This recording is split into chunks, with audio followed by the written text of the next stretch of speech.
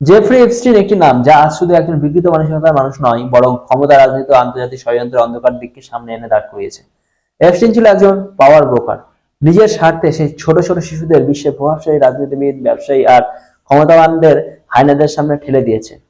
এ কথা আজ প্রমাণিত সত্য।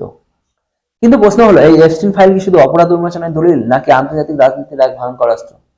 সেগমেন্ট 1, এপস্টিন ফাইল এবং সময়ের মিল। খেয়াল করে দেখুন, এপস্টিন ফাইলের কিছু নাম হঠাৎ করে সামনে আসে ঠিক বাজেট ঘোষণার আগের দিন।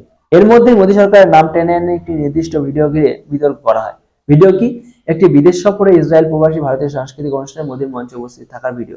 সেখানে ছোট ছোট শিশুরা গান করে, নাচ করে, কখনো হনুমান চাল্লিসা, কখনো বন্দে মাতরম, কখনো জনগণ মন, কখনো লোকনৃত্য। এই দৃশ্য আমরা বছরের পর বছর ধরে টিভিতে দেখে আসছি, কিন্তু প্রশ্নটা বদলে দেওয়া হলো। এই অনুষ্ঠান হঠাৎ করে নাচ, গান, চরিত্র হননের রঙে রাঙানো হলো। প্রশ্ন হলো, কেন ঠিক এই সময়? এখানে আসে আন্তর্জাতিক রাজনৈতিক প্রসঙ্গ। সেগমেন্ট 3, বর্তমানে রাজনীতি কি করছে? আন্তর্জাতিক রাজনীতি কি করছে? ভারত ইউরোপীয় ইউনিয়নের ট্রেড ডিল। এই ডিল কার্যকর হলে সবচেয়ে বেশি ক্ষতিগ্রস্ত হবে কে? আমেরিকা। এবং ডিলটা হয়েও গেছে। পাশাপাশি পাকিস্তান ও বাংলাদেশের গার্মেন্টস রপ্তানি বড় ধাক্কা হবে। এটা অর্থনৈতিক বাস্তবতা। গত 1 বছর ধরে আমেরিকা ভারতের উপর চাপ সৃষ্টি করছে, নিজেদের স্বার্থে ট্রেড ডিল করতে চেয়েছে। কিন্তু সেই চাপের সামনে মোদী সরকার নথি স্বীকার করেনি। উল্টে জানুয়ারি মাসে রাশিয়া থেকে সবচেয়ে বেশি ক্রুড অয়েল কিনেছে ভারত।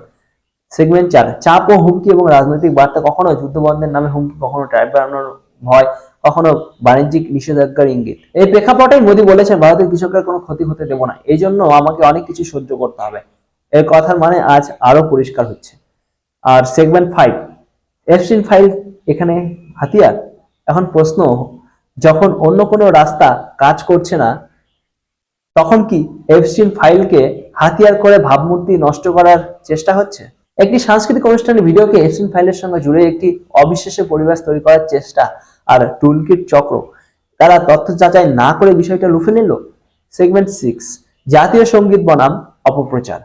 যারা জাতীয় সঙ্গীত বারবার ড্যান্সের পার্থক্যই বোঝে না, তারা আজ নিজেদের জাতীয়তাবাদী বলে দাবি করেন। কিন্তু সত্য হলো, সঙ্গের প্রভাব মানুষকে বদলে দেয়, প্রোপাগান্ডা চোখে ঢেকে দেয়। 2017 সালে সেই ভিডিও আজও আছে। নিজের চোখে দেখুন এবং ভাবুন, এরা কি সত্যি চরিত্র হনন, নাকি আন্তর্জাতিক রাজনীতির দাবার বোর্ডে আরেকটি চাল? আপনার মতামত অবশ্যই কমেন্ট করুন এবং ভিডিওটা যদি ভালো লাগে অবশ্যই শেয়ার করুন।